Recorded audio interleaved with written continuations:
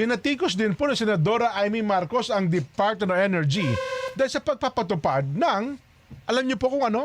Ano? 2 araw na pasok sa kanilang tanggapan dahil daw po sa pagtitipid sa gitna ng energy crisis. 2 araw lang? Yes! Nagdudulot daw po ito ng pagkaantala sa proseso dahil kulang ang mga opisyal na pumipirma sa mahalagang dokumento. Depensa naman ni Secretary Sharon Garin, epektibo pa rin ang trabaho nila. Oy, kahit 2 araw lang kanilang pasok daw, Nelson, mga kababayan, epektibo pa rin. Ito daw po kasi sa ilalim ng work from home setup at tuloy-tuloy ang operasyon ng DOE.